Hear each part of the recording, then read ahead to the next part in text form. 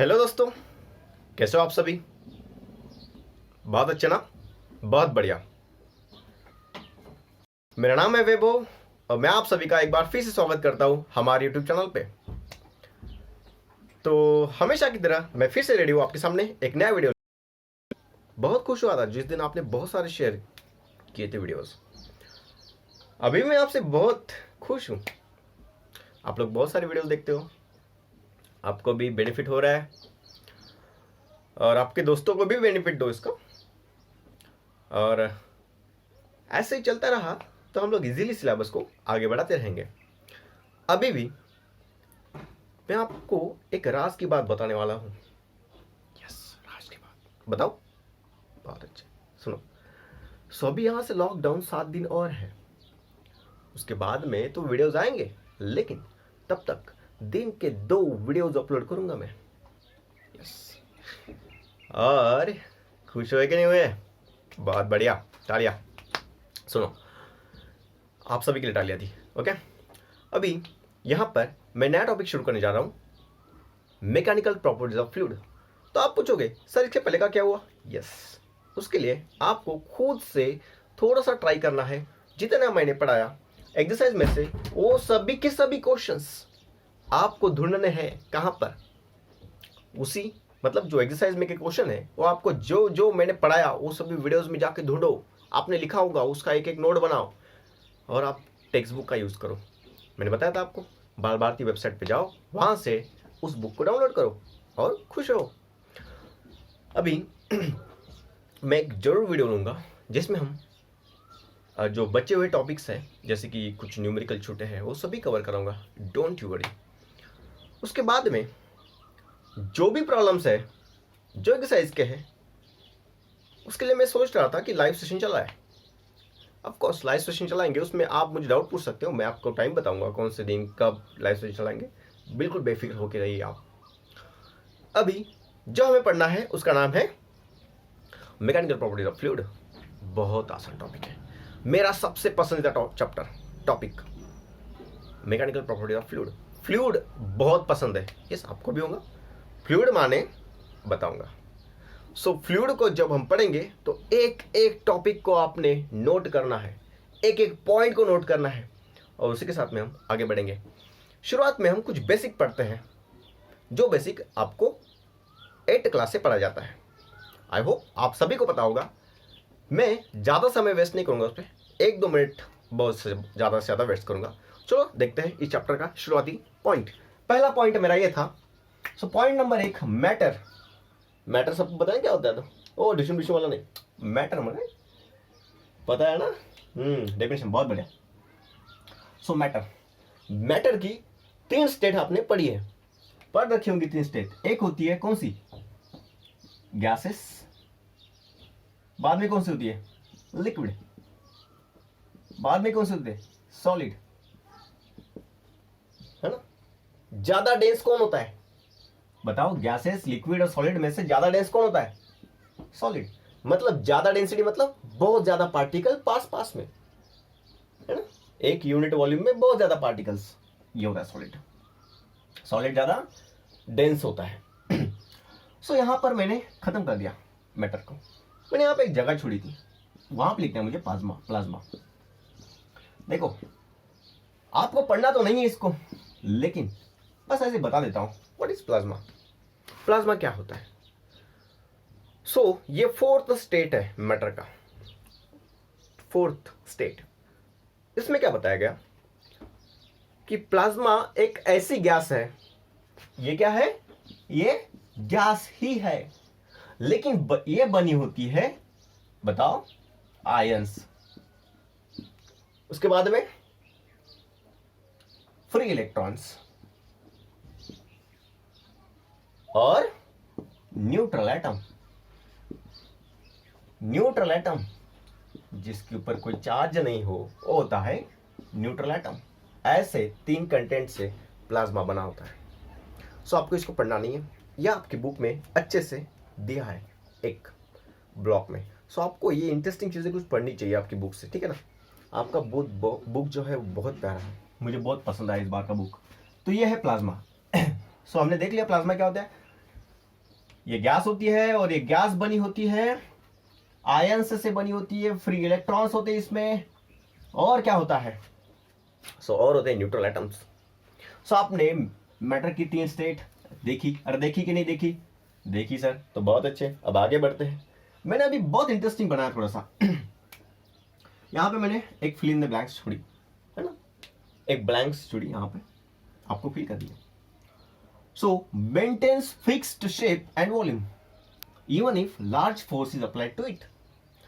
ऐसा कौन सा मैटर है, ऐसा कौन सा मैटर है दुनिया में जिसके ऊपर आप लार्ज फोर्स अप्लाई करिए फिर भी उसका शेप एंड वॉल्यूम मेंटेन करेगा, है ना? जैसे आप मेंटेन करते हो आपकी हेल्थ को, आपकी बॉडी को, है ना?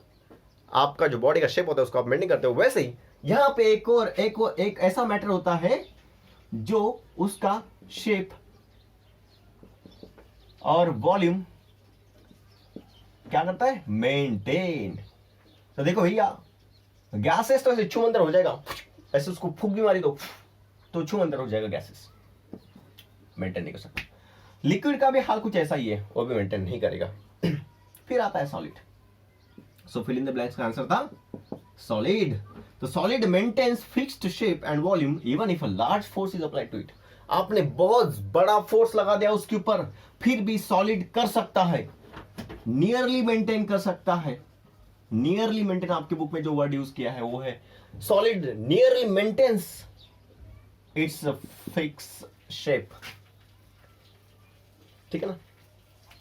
यहां पे आंसर था सॉलिड। अभी एक और छोड़ा है मैंने, does not have their own shape. किसको खुद का शेप नहीं होता? भैया सॉलिड को तो शेप होता है खुद का, ऑब्वियस होता है। ये कुछ इंक की बॉटल है, इसको शेप है। ये मेरे पास में पेन है, मेरा पेन दिख रहे हो, हाँ, इसका भी कुछ शेप है। ये बोर्ड दिख रहे हो, इसका भी कुछ शेप है। तो सॉलिड को तो भैया खुद का शेप होता है, लेकिन लिक्विड और गैसेस को खुद का शेप नहीं होता। Does not have their own shape, उनका खुद का शेप नहीं होता। तो यहां पे क्या आएगा? Liquid and gases. Liquid and gases does not have their own shape, they take the shape of containing vessel. वो क्या करते हैं? वो शेप ले लेते हैं। किसका? आप जिसमें भी आप लिक्विड और गैसेस को डाल दो। माने आपके पास में एक ग्लास भरा हुआ दूध है, हमको तो पसंद ही नहीं है सर, और इस मिल्क को आपने किस में डाला? तो आपने डाला इस तरीके के शेप में, वेसल में। तो क्या होगा भैया? तो ये यहां तक पहुंच जाएगा। अरे पहुंचेगा कि नहीं पहुंचेगा? तो क्या हुआ? आपका तो शेप पहले ऐसा था, अब ऐसा कैसे हो गया? क्योंकि ये खुद का, उनको पहले तो उनको शेप ही नहीं है, और जहां पर भी डाल दिए वहां पे वो फैल जाते हैं, है? जैसे हम फैलते हैं वैसे। यहां पे मैंने फिल इन द ब्लैंक्स भर दी। Liquid and gases does not have their own shape, they take the shape of containing vessel. Next, due to this, इस प्रकार की टेंडेंसी के कारण, उनकी फैलने की टेंडेंसी के कारण, liquid and gases fill in the blanks under the action of external force. इसी प्रकार की टेंडेंसी के कारण लिक्विड एंड गैसेस फ्लोज, वो फ्लो करती है। लिक्विड एंड गैसेस फ्लोज, वो फ्लो करती है under the action of external force, ठीक है ना? Under the action of external force. तो मतलब मैंने ये बताया कि अगर आप एक्सटर्नल फोर्स देते हो लिक्विड और गैसेस को, तो फ्लो करने लगता है। क्या करने लगता है? फ्लो करने लगता है। अब करके देखिए, जैसे कि आपने एक बलून लिया, है ना? ऐसा होता है बलून, होता होगा सर, ऐसा होता है। चलो ठीक है, आपने यहां से हवा भरी, ठीक है, अभी आप इसको यहां से दबाओ, तो क्या होगा? ये और यहां से बाहर निकलेगा। निकलता है कि नहीं निकलता है? बिल्कुल निकलता है। आपने क्या किया? यहां से पानी भरा, वाटर भरा, अब यहां से दबाओ, तो क्या होगा? ये और बाहर निकलेगा पानी के साथ में। मतलब आपने इस तरफ से फोर्स लगाया, दबाया उसको, मतलब आपने फोर्स लगाया, तो भैया क्या हुआ? पानी आगे बढ़ा। अरे बढ़ा कि नहीं बढ़ा? बिल्कुल बढ़ा होगा। इसीलिए मैंने कहा कि वो फ्लो करता है, फ्लो करता है। कौन? हमारा गैसेस और लिक्विड। अगर आप एक्सटर्नल फोर्स देते हो तो फ्लो करेगा, तो ये काम हो गया। अब यहाँ पे मैंने डेफिनेशन के लिए कुछ जगह छोड़ी। What is the definition of fluid? Sir हमको तो फ्लूइड पढ़ना था ना यहाँ पे, क्योंकि चैप्टर का नाम ही फ्लूइड है। तो चलो फ्लूइड लिखते हैं यहाँ पे। डेफिनेशन ऑफ फ्लूइड एकदम आसान डेफिनेशन है भैया। वैसे आपको डेफिनेशन कोई पूछेगा नहीं, है ना, कोई नहीं पूछता। फिर भी डेफिनेशन क्यों महत्वपूर्ण है? क्योंकि हमें यहाँ जिसके बारे में पढ़ना है उसका हमें कुछ पता ही ना हो तो क्या करें। सो डेफिनेशन ऑफ फ्लूइड मतलब उसके बारे में अच्छे से एक वर्ड जो एक डिफाइन कर देते उसको कि क्या होता है। So fluid is a substance, fluid is a any substance. क्या लिखता हूं मैं, देखो, फ्लूइड इज एनी सब्सटेंस, ये कोई भी सब्सटेंस हो सकता है, दैट कैन फ्लो, जो फ्लो करता हो उसको हम फ्लूइड बोल देंगे। बात समझ में? अरे बात समझ में आई कि नहीं आई? तो मैंने क्या बताया कि फ्लूइड एक ऐसा सब्सटेंस है जो फ्लो करता है। फ्लूइड एक ऐसा सब्सटेंस है जो फ्लो करता है। हमेशा के लिए आपके ध्यान में रहना चाहिए, फ्लूइड एक ऐसा सब्सटेंस है जो फ्लो करता है। देखो, आप इंग्लिश में बोलो पानी, अच्छा पहले हिंदी में बोल दो, पानी बहता है, फ्लो करता है।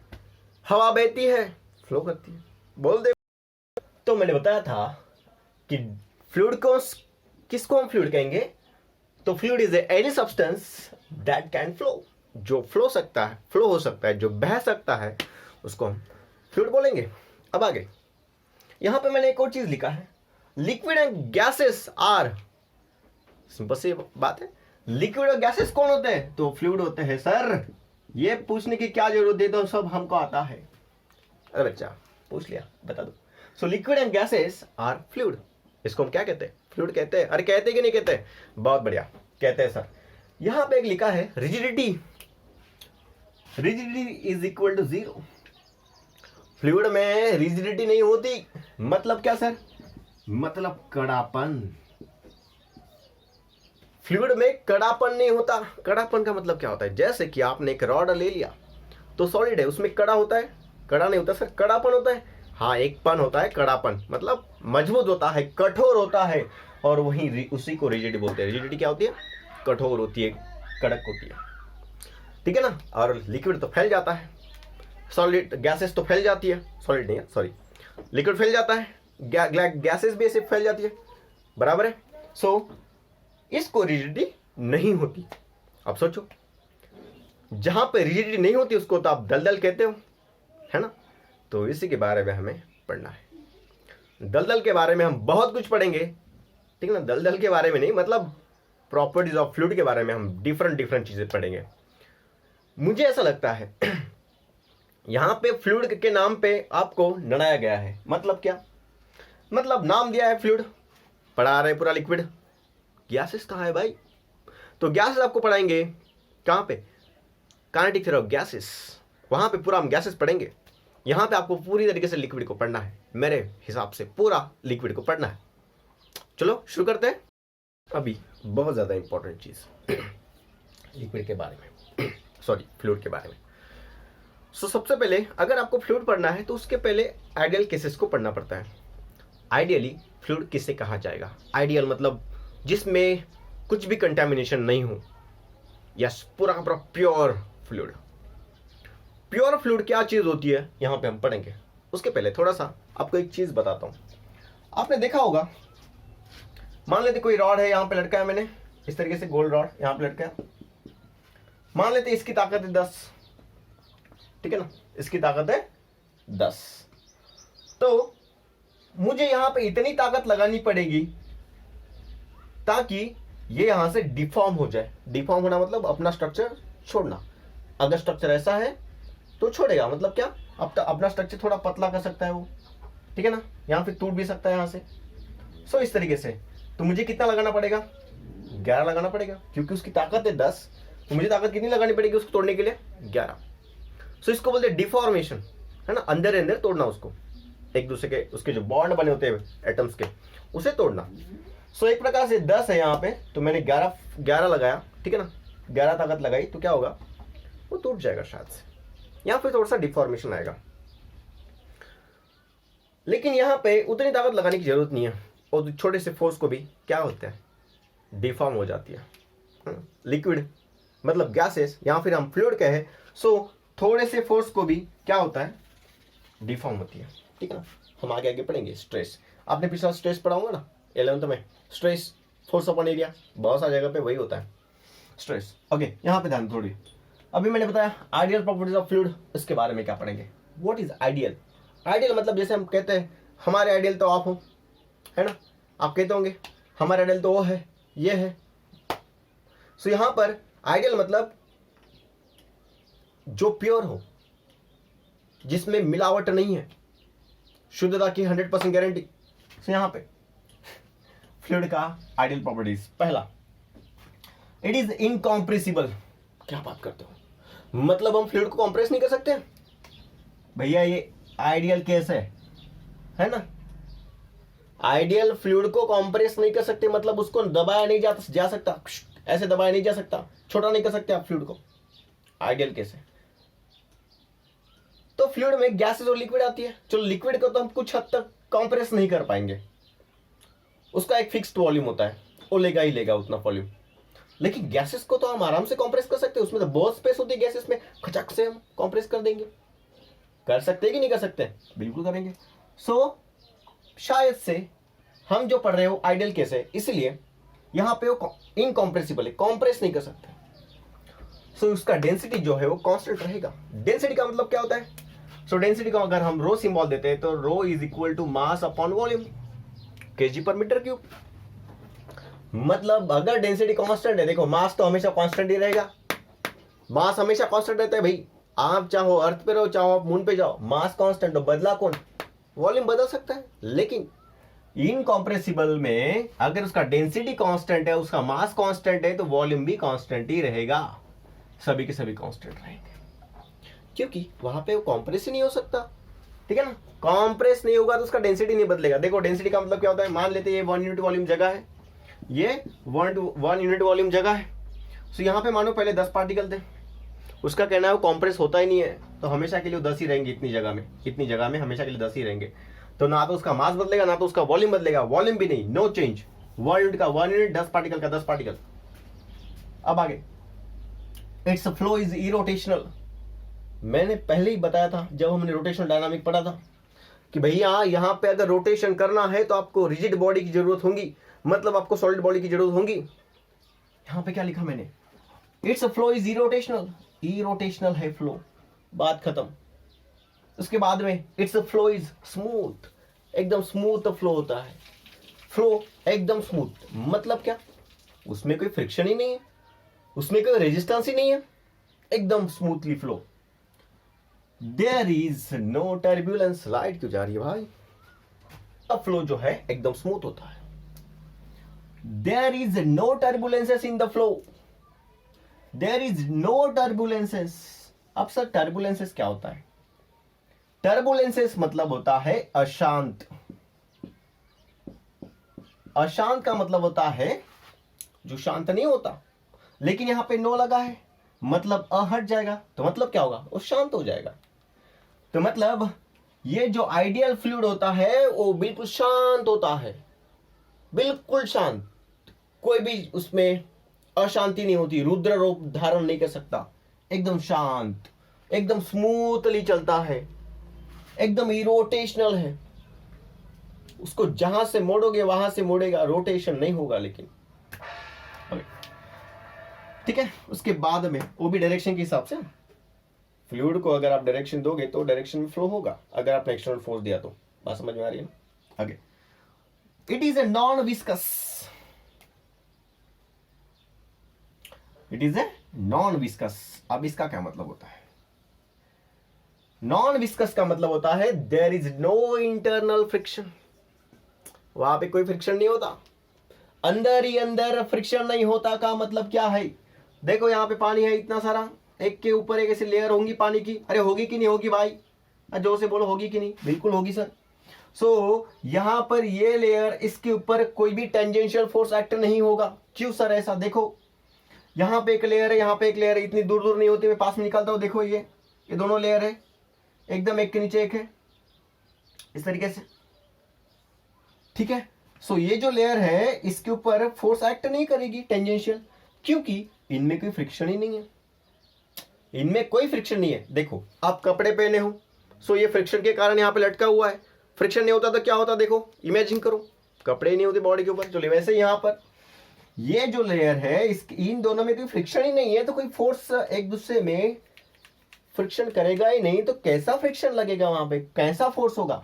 इसलिए वहां पे बोला कि there is no friction internal. क्यों? क्योंकि उनका फ्लो एकदम स्मूथ है, वहां पे कोई टर्बुलेंस भी नहीं है। सो इसीलिए मैंने बताया कि it is a non viscous. Non viscous का मतलब होता है नो इंटरनल फ्रिक्शन। अब जब हम विस्कोसिटी पढ़ेंगे तब आपको याद रहना चाहिए कि विस्कस का मतलब होता है वहां पे कुछ ना कुछ फ्रिक्शन हो, और नॉन विस्कस मतलब नो फ्रिक्शन।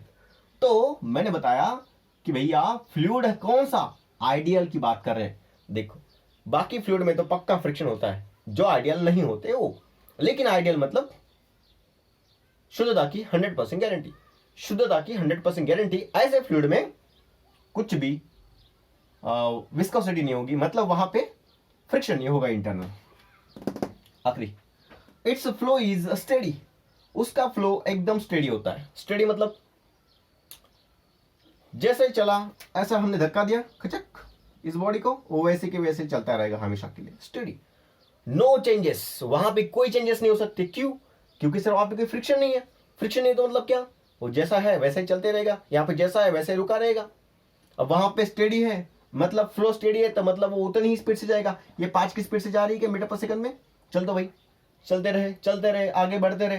तो velocity is constant in time, velocity जो है वो कांस्टेंट रहेगी, है ना, बिल्कुल कांस्टेंट। तो ये कुछ एजम्पशंस थे जो हमें पढ़ने थे, किसके बारे में, आइडियल फ्लूइड के बारे में। ओके, अभी बहुत महत्वपूर्ण यहां पे कुछ चीजें लिखी है, बेसिक पढ़ रहे बेटा, ठीक है ना। आज के दिन बेसिक पढ़ेंगे, इसके बाद में हम एक बढ़िया सा डेरिवेशन करेंगे और फिर 2 न्यूमेरिकल्स। सो उसके पहले हम देख लेते हैं अभी ये solid can opposes shear stress by developing restoring force।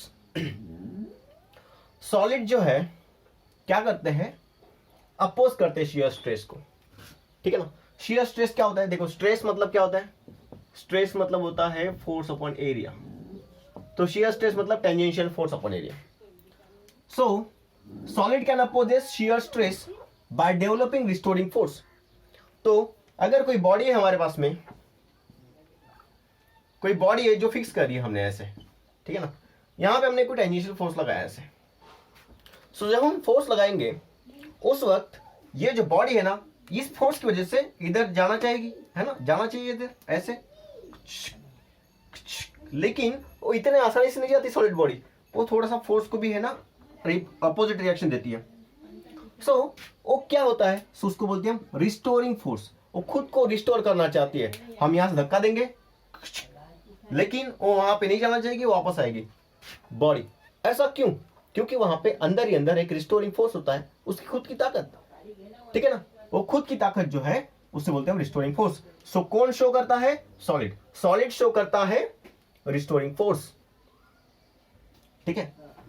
अभी solid requires initial stress before the deform. Deform मतलब टूट जाना, आपने पिछले साल पढ़ा होगा, है ना। सो आपने पिछले साल पढ़ा होगा, तो हमें क्या चाहिए, solid requires initial stress, solid require initial stress मतलब क्या, देखो मैंने बताया थोड़ी देर पहले, हमने कोई बॉडी यहां पे लटकाई समझो, अभी आपने यहां पे थोड़ा सा उसको फोर्स लगाया एक्स्ट्रा, तो क्या होगा, यहां से वो बॉडी डिफॉर्म करना चाहेगी या फिर टूट भी सकती है, ठीक है ना, यहां फिर टूट भी सकती है ऐसे खचाक यहां से, लेकिन वो टूटेगी नहीं। क्यों? क्योंकि उसके पहले अंदर में एक रिस्टोरिंग फोर्स है, वो खुद को ऊपर खींचेगी, वो खुद को ऊपर खींचेगी मतलब क्या, उसके अंदर उतनी ताकत है, मतलब वो उतना स्ट्रेस झेल सकती है। इसलिए उन्होंने कहा कि solid requires initial stress before they deform. हमें डिफॉर्म करने के पहले, उनको तोड़ने के पहले उनको कुछ ना कुछ एक्स्ट्रा स्ट्रेस देना पड़ेगा, तब वो टूटेगा। सो होता है इनिशियल स्ट्रेस। क्यों? क्योंकि वो खुद क्या करती है, रिस्टोरिंग फोर्स खुद के अंदर में डेवलप करती है वापस अपना शेप रिगेन करने के लिए। उसके बाद में अब आइडियल फ्लूइड के बारे में पढ़ते हैं, ठीक है ना। आइडियल फ्लूइड में नॉर्मल एंड कॉम्प्रेसिव स्ट्रेस होता है, उसको हम प्रेशर कहते हैं। यहां पे प्रेशर जैसी चीज कोई नहीं थी सॉलिड में। लिक्विड में देखो, मतलब फ्लूइड में देखो, आइडियल फ्लूइड जो होता है कैन ओनली सब्जेक्टेड टू, मतलब ये सिर्फ और सिर्फ यही कर सकते हैं क्या, नॉर्मल एंड कॉम्प्रेसिव स्ट्रेस, उसको हम प्रेशर कहते हैं। सो देखो, normal and compressive stress, compressive मतलब मान लेते हैं यहाँ पे कोई लिक्विड है, आपने यहां से इसको प्रेस किया, यहां से इसको प्रेस किया, यहाँ पे यहां से इसको प्रेस किया, यहां से। सो नॉर्मल कॉम्प्रेसिव स्ट्रेस मतलब क्या होता है, उसको हम दबा सकते हैं, इसको क्या कर सकते हैं हम, दबा सकते हैं। सो आपने यहां पे नाम सुना होगा नॉर्मल। सो नॉर्मल का मतलब होता है परपेंडिकुलर। सो नॉर्मल का मतलब होता है परपेंडिकुलर, उसको हम क्या कहेंगे, प्रेशर।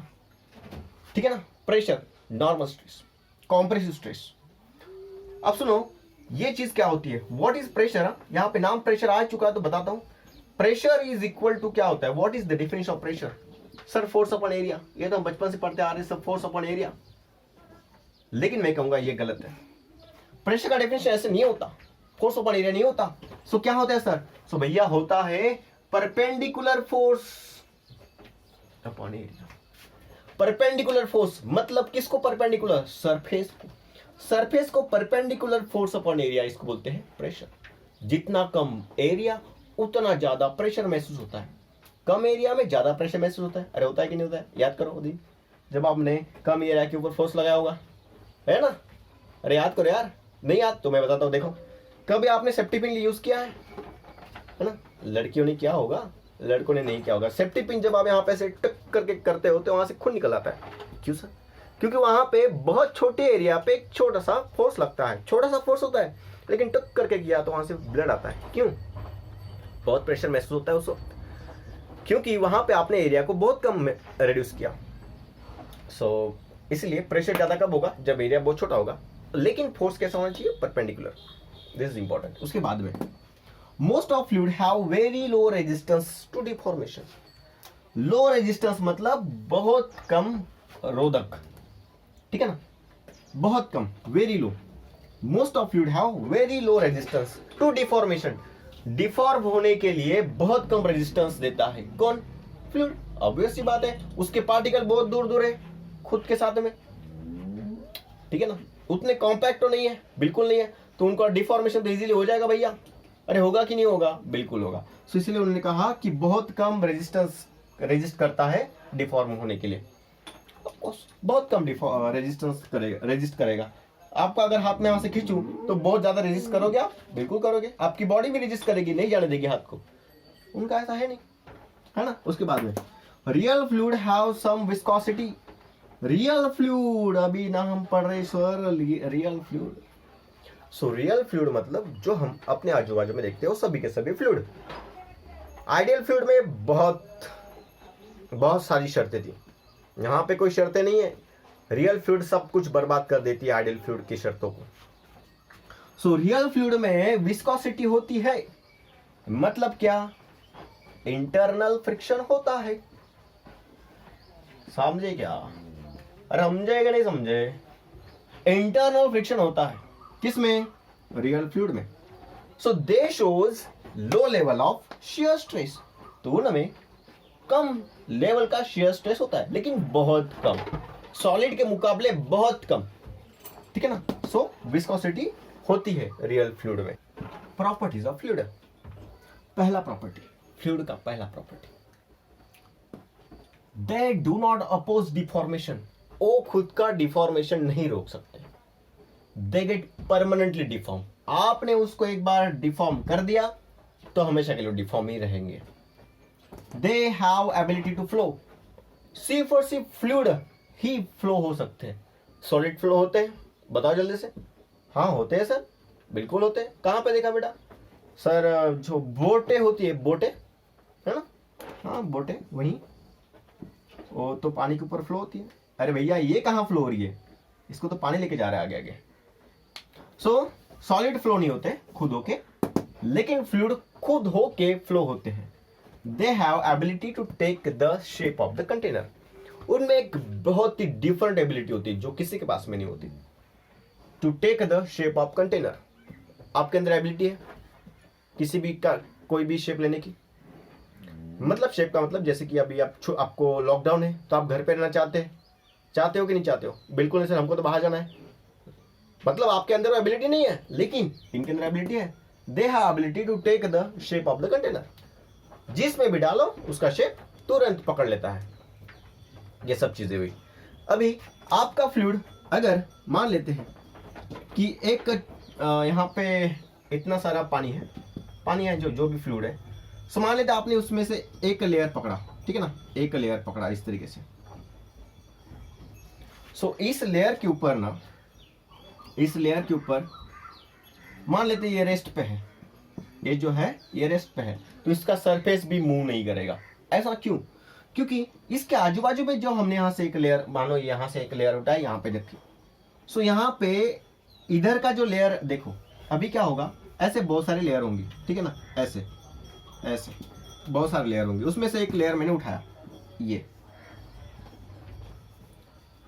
तो देखो इसके बाजू वाली जो लेयर होंगी ये इसके ऊपर यहाँ से फोर्स लगाएंगी, और इसके बाजू वाली इस तरफ की जो लेयर होंगी वो भी इसके ऊपर फोर्स लगाएगी। सो इसलिए यहाँ पे ये जो वाटर है या फिर इसका सरफेस है, ये खुद मूव नहीं करता, वो रेस्ट पे रहता है। वैसे यहाँ पे वाटर मूव नहीं करेगा, मतलब क्या, सरफेस जो है लिक्विड फ्लूइड ये मूव नहीं करेगा। क्यों? क्योंकि उसकी जो लेयर है वो एक लेयर रेस्ट पे है, तो उसकी बाजू वाली लेयर भी रेस्ट पे होंगी, उसकी बाजू वाली लेयर भी रेस्ट पे होंगी। क्यों? क्योंकि उसके ऊपर यहाँ से एक और यहाँ से एक equal and opposite force act करती है, इसी के कारण। ओके, अभी जो नेक्स्ट टॉपिक है वो है प्रेशर। सो पहले हमें पढ़ना है फ्लूइड एट रेस्ट। इससे क्या, ये क्या होता है, फ्लूइड एट रेस्ट क्या होता है, बताओ जरा। फ्लूइड एट रेस्ट क्या होता है? फ्लूइड एट रेस्ट क्या होता है? अरे याद करो दिन, फ्लूइड एट रेस्ट। देखो फ्लूइड एट रेस्ट मतलब फ्लूइड जो रेस्ट पे है। तो आपका फिजिक्स क्या कहता है, ऐसे अगर इसको आप स्टडी करते हो तो इस स्टडी को बोलना है आपको हाइड्रोस्टैटिक। इसे कहना है फ्लूइड एट रेस्ट को हाइड्रोस्टैटिक। हाइड्रो मतलब फ्लूइड और स्टैटिक मतलब रुका हुआ फ्लूइड। सो ये हमें स्टडी करना है हाइड्रोस्टैटिक। इसकी पहली जो क्वांटिटी है, जो सबसे इंपॉर्टेंट है, उसे कहते हैं प्रेशर। क्या कहते हैं उसे? प्रेशर। अरे प्रेशर से कौन कौन वाकिफ नहीं है भाई? अरे कौन है वो जो प्रेशर नहीं जानते? सर हमको तो पता है, वही जो सुबह सुबह आता है। ये प्रेशर बहुत जगह पे आता है। एग्जाम में मार्क्स कम मिले तो घर जाने के बाद में जो डांट पड़ती है, जो हवाई फायर होती है वर्ड की, जो हाथों की फायर होती है, उसके पहले जो फीलिंग होती है उसको बोलते हैं प्रेशर। सो ये प्रेशर क्या होता है? सो मैंने आपको अभी भी बताया था, pressure is equal to force लेकिन परपेंडिकुलर अपॉन एरिया।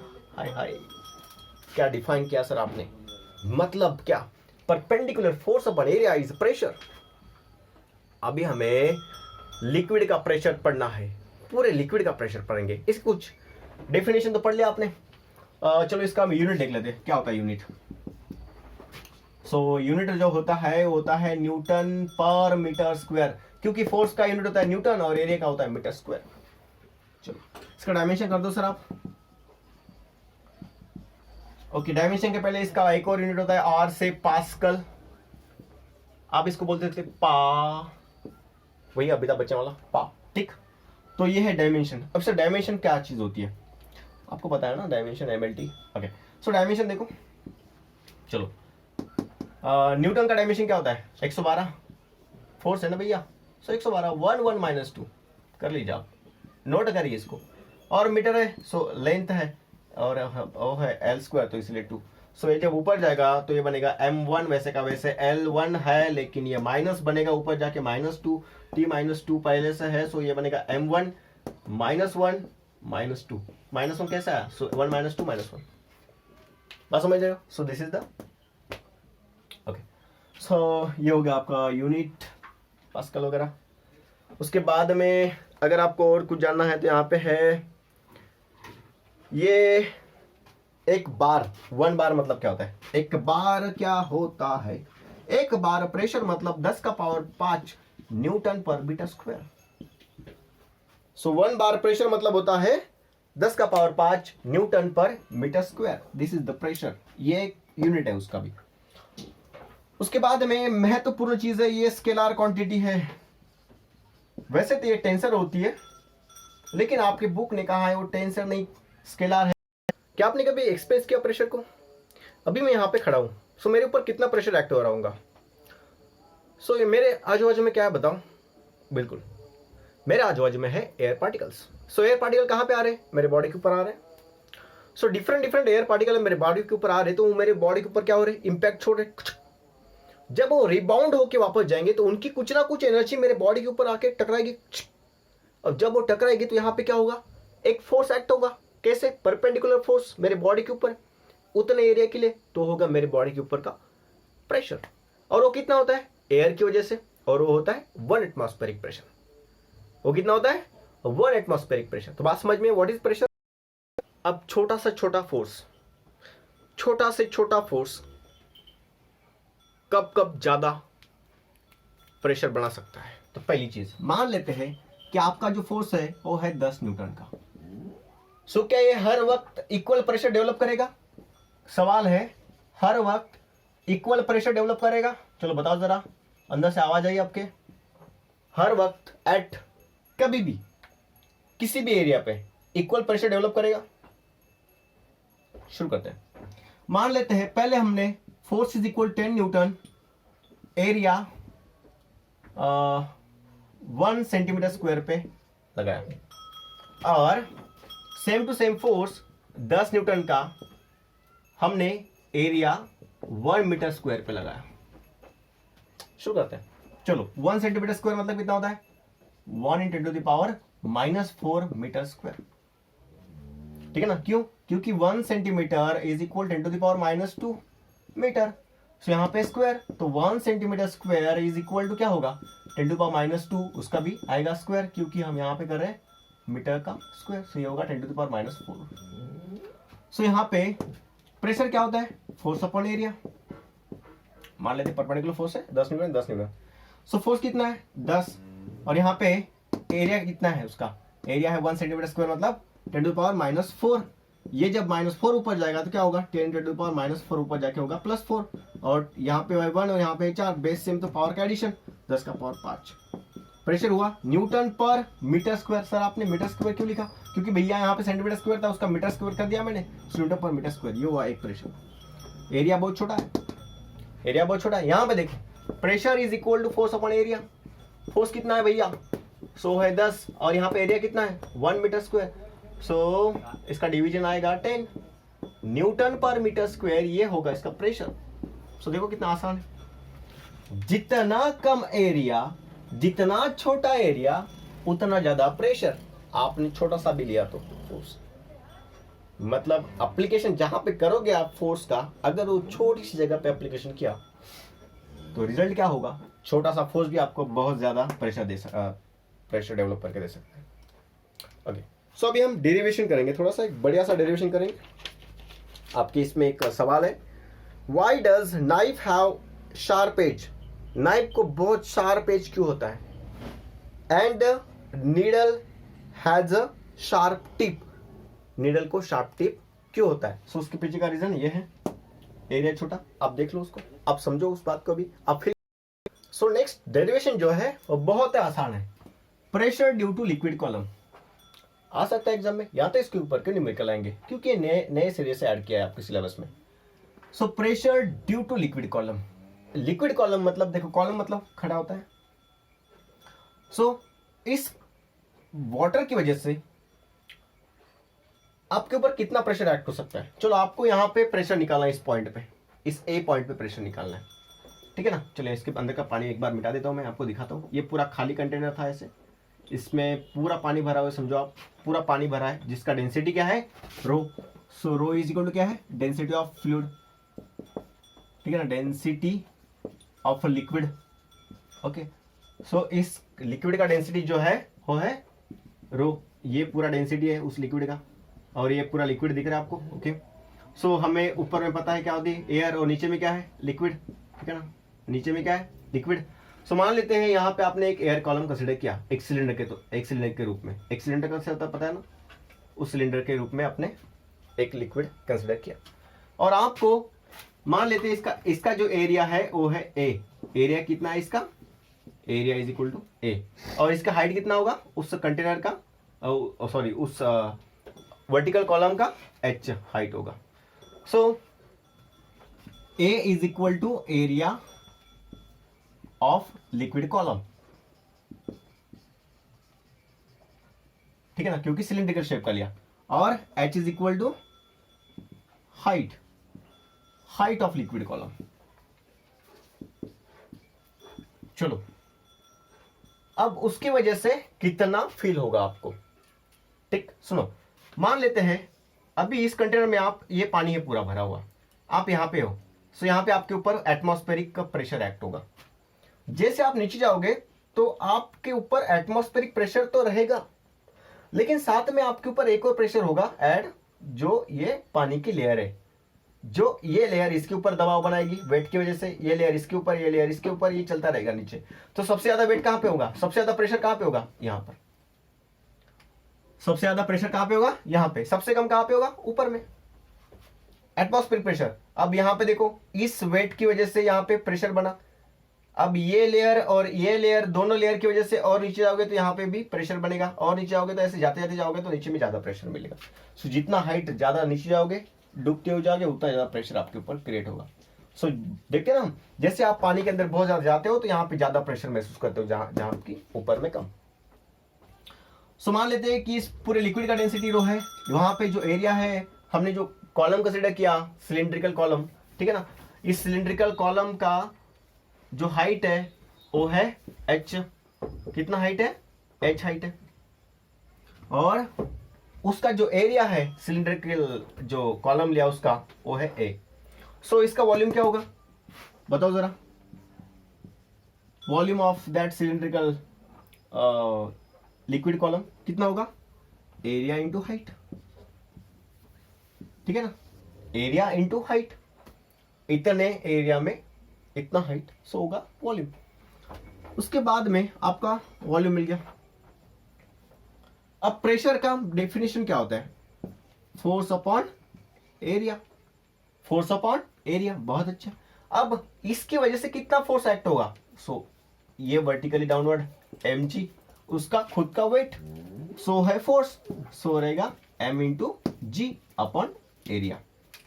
अब m कितना है, m माने मास। सो देखो, आपने कभी देखा है वॉल्यूम इज इक्वल टू क्या होता है, चलो डेंसिटी इज इक्वल टू क्या होता है बताओ, चलो मास इज इक्वल टू क्या होता है, volume into density. So volume कितना है, सो वॉल्यूम है इतना, एरिया इंटू हाइट। और डेंसिटी कितना है, रो। सो मास कितना होगा, mass is equal to A H rho, ठीक है। चलो अभी हम फॉर्मूला में डालते हैं थोड़ा सा। फॉर्मूला क्या है प्रेशर का, force upon area.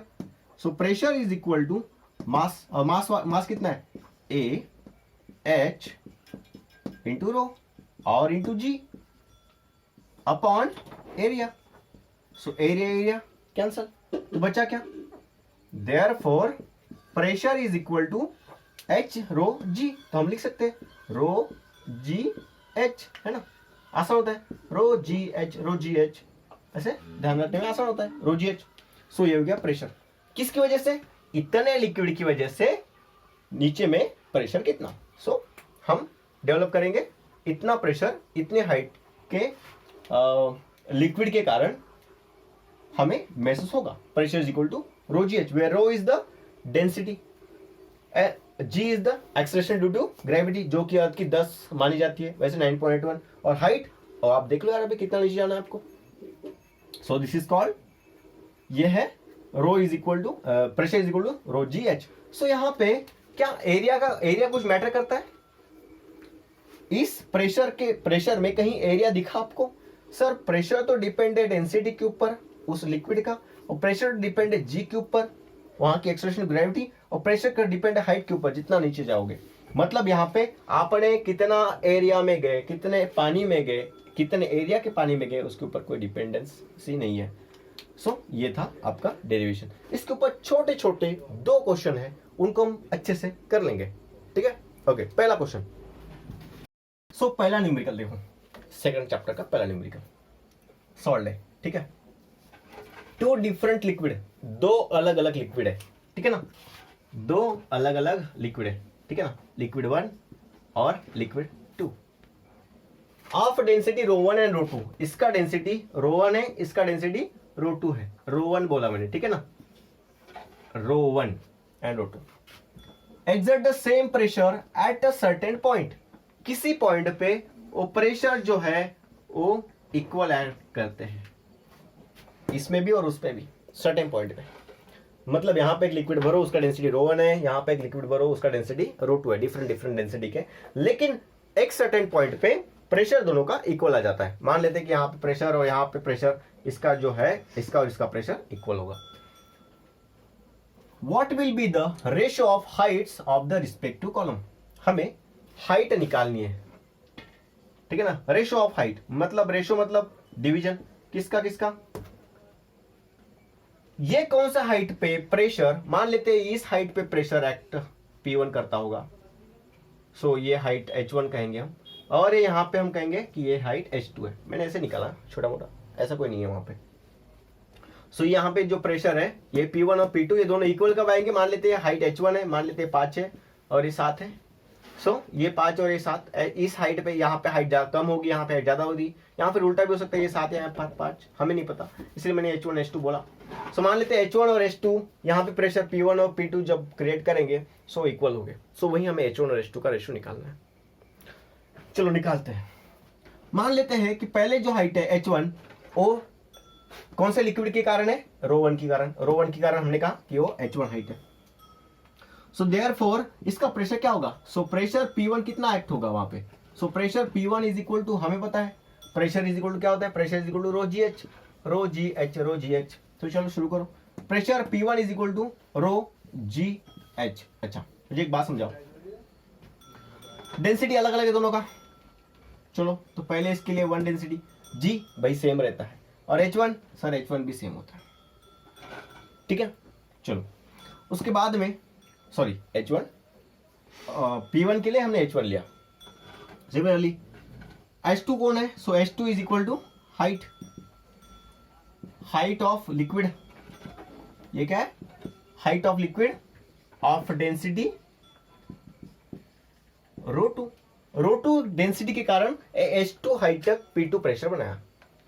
So therefore ये जो P2 प्रेशर है उसको कितना होगा, ρgh, लेकिन रो किसका, सेकंड लिक्विड का डेंसिटी, सेकंड लिक्विड, इसलिए ρ2, G तो वहीं रहेगा और H2 वहीं रहेगा। लेकिन उसने कहा कि एट सर्टेन पॉइंट वो किसी पॉइंट पे ऐसे पॉइंट पे एक पॉइंट है जब सेम प्रेशर एग्जर्ट करेगा, मतलब यहाँ का P1 और यहाँ का P2 वो इक्वल होगा वैल्यू। सो ये बोलता है कि at certain point P1 is equal to P2, at certain point P1 is equal to P2। So P1 कितना है देखो, ρgh1, सो ρ1 है, यहाँ पे क्या होगा ρ2 gh2, ठीक है ना, ρ2 gh2। देखो भैया G सेम तो कैंसिल, बचा क्या, ρ1 ρ2, हमें मिला ρ1 h1 is equal to ρ2 h2। लेकिन हमें क्या चाहिए, हमें तो चाहिए ratio of their height, therefore h1 इधर का h2 नीचे आएगा, so h1 upon h2 is equal to ρ2 upon ρ1। So this is called height ratio of height with for a liquid column respect to liquid column। so H1 के लिए ρ2 और H2 के लिए ρ1, ठीक है ना। वैसे हम इसको इजीली इस तरीके से सॉल्व कर सकते थे, ठीक है ना, ये तो इसका आंसर है, इजीली इस तरीके से सॉल्व कर सकते थे। देखो कि भैया pressure is equal to ρgh, ठीक है ना, pressure is equal to ρgh। आपका प्रेशर कांस्टेंट है, हाँ है, आपका G कांस्टेंट है, हाँ है, तो बचा कौन, सो मैं कहूंगा pressure upon G is equal to rho into H. So ये पूरा क्या है, constant, constant is equal to rho H, ठीक है ना। सो आपका जो हाइट है अभी क्या होगा देखो, सो ये कांस्टेंट है तो क्या होगा, एच इज इक्वल टू ये जो रो है ये मल्टीप्लाई में इधर आके डिवाइड में कांस्टेंट अपॉन रो। सो अगर हम प्रोपोर्शनलिटी साइन लेते हैं तो H is inversely proportional to density, H is inversely proportional to density.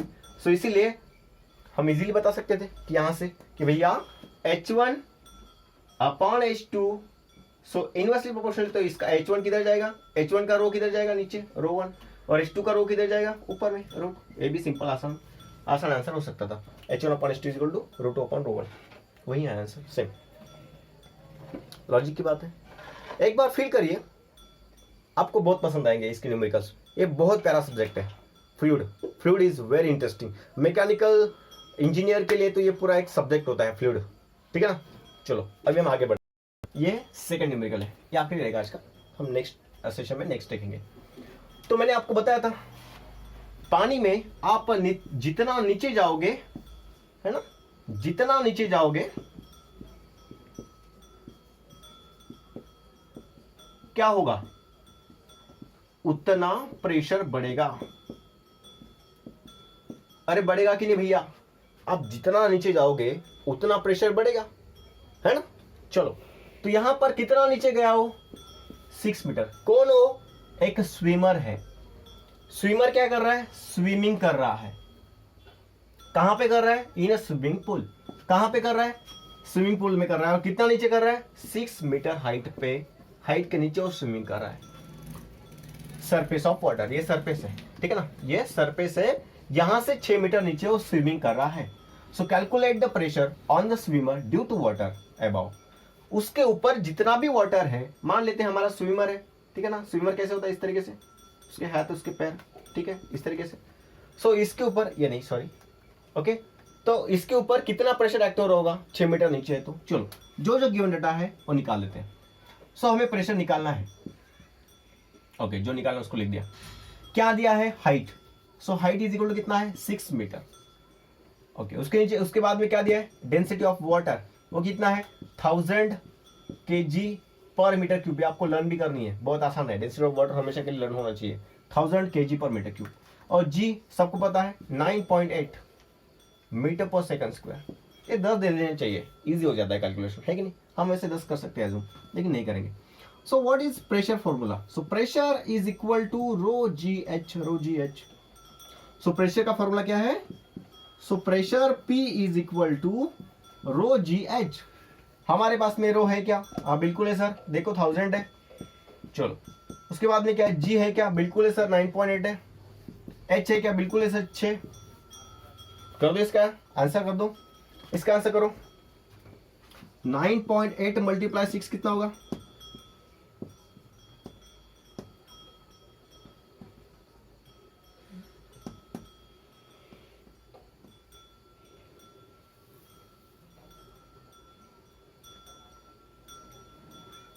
सो ये होगा 58.8 इंटू 1000, ओके। तो कैलकुलेशन के हिसाब से यहां पे आंसर आएगा इतना। चलो इसको 1000 से मल्टीप्लाई कर दो, या फिर इसको 10 टू पावर 5 बनाने के लिए क्या करना पड़ेगा मुझे, यहाँ पे ये है 10 टू पावर 3, 10 टू पावर 3, 1000 बटा 10 टू पावर 3, और यहाँ पे कितना है 58.8। सो इसको मैं अगर यहाँ पे 5 करना पड़ेगा तो यहाँ पे 2 पीछे आना पड़ेगा, 1 2। सो कितना होगा 0.588 10 टू द पावर 2, ठीक है ना। मैं पीछे आया तो 2 पॉजिटिव आएंगे और 10 टू पावर 3, ठीक है। जब भी आपने वैल्यू को छोटा किया, ठीक है ना, छोटा किया आपने, बराबर 58 से 0.58 बहुत छोटा है, कितने छोटा किया, सो 10 टू द पावर कितना प्लेस, 1 2 पीछे आए ना। अगर बड़े का छोटा किया, बड़े का छोटा किया तो क्या होगा, वहीं पे उसको बड़ा कर दो, बड़ा मतलब प्लस। बड़े का छोटा किया तो वहीं पे उसको बड़ा करो, बड़ा मतलब पॉजिटिव, छोटा मतलब नेगेटिव। सो बड़े का छोटा किया तो पॉजिटिव। चलो ठीक है, अब ये कितना होगा 0.588 10 टू द पावर कितना होगा 2 + 3 5, ओके। सो इतना आंसर हमारा आया। सो ये कितना होता है 1 एटमॉस्फेरिक प्रेशर कितना होता है? 1 atmospheric pressure 10⁵ Newton per metre square. सो ये कितना है? न्यूटन पर मीटर स्क्वायर है। ठीक, सो 10⁵। सो यहाँ पे एक्स्ट्रा कौन आया? 0.588, 0.588 which is nearly equal to 6, sorry nearly equal to 0.6, nearly equal to 0.6। So इतना जो प्रेशर है एक्स्ट्रा एक्ट करेगा, एटमॉस्फेरिक प्रेशर से ज्यादा कितना है? 0.6। सो ये नियरली इक्वल टू कितना है? 0.6। सो ये जो प्रेशर एक्ट हो रहा है वो कितना है? 0.6 ऑफ एटमॉस्फेरिक प्रेशर। ठीक है, ये होगा उसका आंसर। मुझे लगता है आपकी बुक में थोड़ा सा दिक्कत है, यहां पे उन्होंने 5.8 मतलब नियरली इक्वल टू 6 बोला है, जो कि गलत है मेरे हिसाब से, ऐसा मुझे लगता है। ठीक है ना? सो यहाँ पे 0.6 ऑफ द एटमॉस्फेरिक प्रेशर, ये उसका आंसर रहेगा। कभी कभी गलती हो जाती है, बुक में मिस प्रिंट हो सकता है। ठीक है ना? मैं ये नहीं कहता कि वहाँ पे कुछ वो करेक्ट ही है, वहाँ पे गड़बड़ है जरूर है, वहाँ पे आंसर में दिक्कत है। सो इस तरीके से आप ये आंसर लिख सकते हो। ठीक है ना? ये आंसर रहेगा आपका क्वेश्चन का। सो हमने इस टॉपिक के सेकंड जो न्यूमेरिकल है उसको भी कंप्लीट किया है। और एक बच्चे ने मुझे डाउट पूछा था, लेकिन डाउट उसने क्या पूछा मुझे कुछ समझ में आया, क्योंकि उसने वहाँ पे अच्छे से लिखा नहीं है। ठीक है ना? तो जब भी आप डाउट पूछते हो वहाँ पे आप पूरा मेंशन करिए कि आपको डाउट कहाँ पे, 2 लाइन लगेंगी आपको, मेंशन करिए, मैं उसका आंसर जरूर दूंगा दूसरे लेक्चर में। ठीक है ना? सो अगर आपको वीडियो पसंद आया है तो मैं कहता हूँ जरूर आप अपने मन से उसको लाइक करिए, आपके दोस्तों के साथ में शेयर करना ना भूलें। आपके अगर 5 दोस्त है, आपने 5 दोस्तों के साथ में शेयर किया तो बहुत बड़ी बात होगी मेरे लिए। और सब्सक्राइब करना ना भूलिए अगर आपने वीडियो देखा है तो। Thank you.